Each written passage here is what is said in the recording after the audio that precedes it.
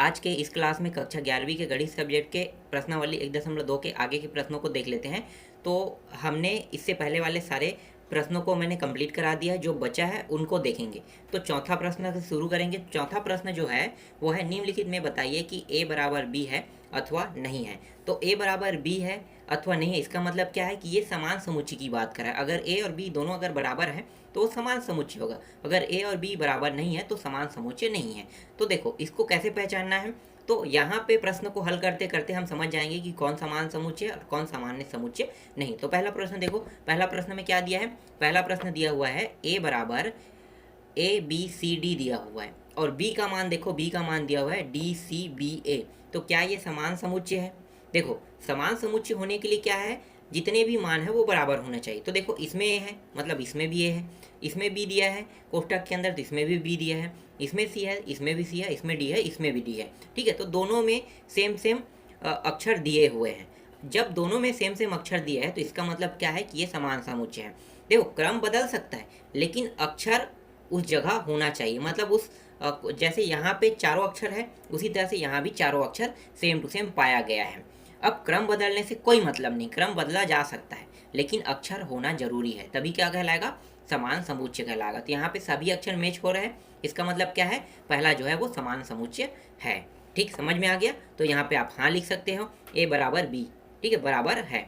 दूसरा देखो, दूसरा क्या है, दूसरा है यहाँ पे a का मान दिया है 4, 8, 12 और 16। b का मान देखो यहाँ पे है 8 है, 4 है, 16 है और 18 दिया है। अब ये समान समुच्चय है कि नहीं, मतलब a और बराबर b है कि नहीं, नहीं। क्यों नहीं है, क्योंकि यहाँ पे पहले वाले में देखो 12 दिया हुआ है। ठीक है, 4, 8, 12, 16, लेकिन दूसरे वाले में 4, 8, 16 तो दिया है लेकिन 12 नहीं दिया है। 12 के स्थान पे क्या दिया, 18 दिया है।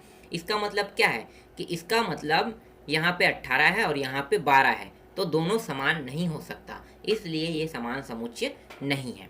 ठीक है, 3 मान तो मैच खा रहा है लेकिन चौथा मान मैच नहीं खा रहा है, इसलिए a बराबर नहीं है b के। चलो तीसरा देखते हैं, तीसरा क्या है। तीसरा में a का मान देखो 2, 4, 6, 8, 10 दिया हुआ है। अब b में क्या कहा है, b में कहा है सम धन पूर्णांक है। देखो सम संख्या क्या होता है, 2, 4, 6, 8। अब यहाँ पे देखो x से बड़ा और बराबर है 10, तो हमें जो धन पूर्णांक है उसको हमें कहाँ तक लेना है, हमें लेना है 10 तक के।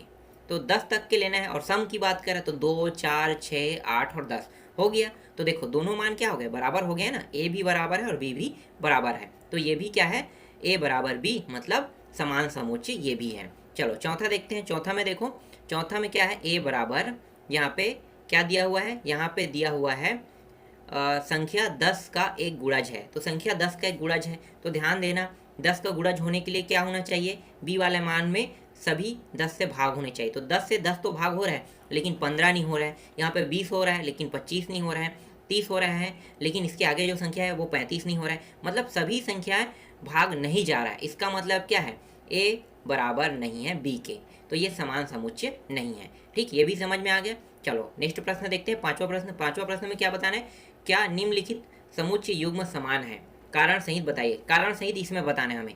अब इसको कैसे निकालेंगे, तो यहाँ पे देखो a का मान दिया हुआ है 2 है और 3 दिया है, और यहाँ पे b का मान क्या दिया हुआ है, b का मान यहाँ पे दिया हुआ है, समीकरण दिया हुआ है इसमें x² प्लस 5x प्लस 6 बराबर 0। पहले हम इसको हल करेंगे, हल करने पे जो x का मान आएगा वो जो a का मान है ना 2, 3 उसके बराबर आ रहा है कि नहीं आ रहा है, ये चेक करते हैं। तो देखो इसको हल करेंगे, कैसे हल होगा, x की स्क्वायर और इसको दो भागों में तोड़ेंगे 5x को, तो 3x प्लस 2x हो जाएगा प्लस 6, ये होगा। आगे हल करेंगे तो यहाँ पे जोड़ा बना लेते हैं, जोड़ा बनाने पर ये x बाहर हो जाएगा, फिर यहाँ पे आ जाएगा x प्लस 3 आ गया, और इसके बाद क्या है, इसमें देखो 2 बाहर होगा तो 2 यहाँ पे हो गया, x प्लस 3 आ गया, तो x प्लस 3 और x प्लस 2 यहाँ पे मान आ जाएगा। अब यहाँ पे x का जो मान है वो x बराबर एक बार 3 होगा -3 और एक बार -2 होगा। तो x की जो वैल्यू है वो क्या प्राप्त हो रहा है, -3 और -2 प्राप्त हो रहा है। क्या दोनों a के साथ मैच हो रहा है, नहीं हो रहा है। क्यों, क्योंकि ये प्लस में है और ये माइनस में है। अगर एक प्लस में एक माइनस में है तो मान क्या होगा, समान नहीं होगा, इसलिए यहाँ पे क्या क्या है, ये समान समुच्चय नहीं है। समझ में आ गया। चलो आगे देखते हैं दूसरा प्रश्न। दूसरा यहाँ पे क्या है, फॉलो लिखा है यहाँ पे अक्षर में और यहाँ पे वोल्फ लिखा है। अब यहाँ पे देखो वोल्फ है और यहाँ पे फॉलो लिखा है, तो क्या ये दोनों बराबर है, तो इसको पहले हम लिख लेते हैं FO। ठीक है, LL LOW। ठीक है, यहाँ पे हमने लिख लिया ए का मान और बी का मान क्या है WOLF।